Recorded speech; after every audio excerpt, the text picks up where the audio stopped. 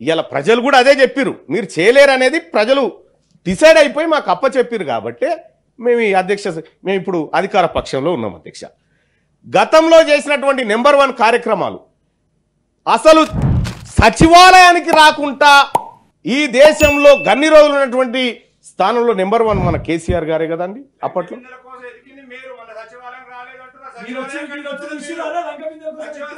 అయ్యా సచివాలయం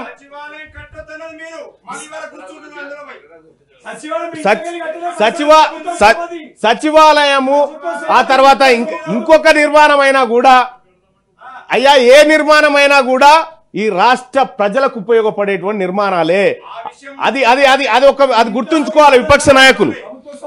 ఇక్కడ ఇక్కడ అధ్యక్ష ఇంకా తలసరి ఆదాయం విషయంలో కూడా జిఎస్డిపిలో కూడా మన తలసరి ఆదాయం పెరిగిపోయింది, 3,25,000 వచ్చిందని చెప్తా ఉన్నారు అధ్యక్ష. ఒక ఇంట్లో 4 ఉంటే అధ్యక్ష 4 తలలు ఒక దగ్గర వేస్తే దాదాపు 12 లక్షల రూపాయలు కావాలి అధ్యక్ష. మరి రేషన్ కార్డు 2 లక్షల స్లాబ్ ఉంటే 80 లక్షల రేషన్ కార్డులు ఎట్లుంటాయి అధ్యక్ష? ఒక్కటి కూడా ఉండొద్దు కదా.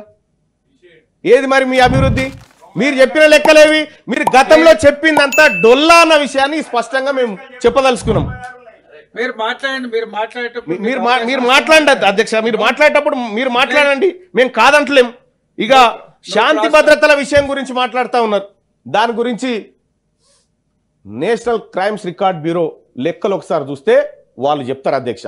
ఇవన్నీ రాష్ట్ర ప్రభుత్వానికి గతంలో వచ్చిన వాళ్ళకు వచ్చిన అవార్డులు అధ్యక్ష.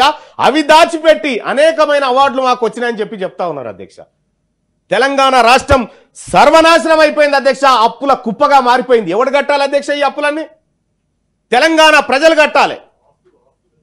ఆస్తుల సంగతి అయ్యా, కాళేశ్వరం మీద పెట్టినటువంటి అప్పులు పెద్దలు గౌరవనీయులు జీవన్ రెడ్డి గారు చెప్పినట్టుగా తమ్మిడిహట్టి నుంచి ఎల్లంపల్లికి 21 మీటర్లు ఎత్తిపోస్తే ఒడిసిపోయేటువంటి ప్రాజెక్టును 100 మీటర్ల కిందికి తీసుకొచ్చి మేడిదిగడ్డ దగ్గర కట్టి తద్వారా ఇవాళ ఎందుకు పనికిరాని ప్రాజెక్టుగా దాన్ని తయారు చేసినారు.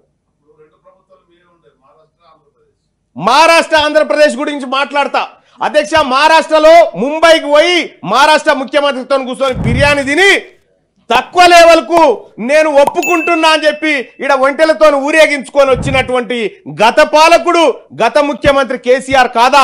మరి ఆ ప్రకారం తమ్మిడి ఎట్కాడే ఎందుకు కట్టలేదని నేను అడుగుతా ఉన్నా అధ్యక్ష.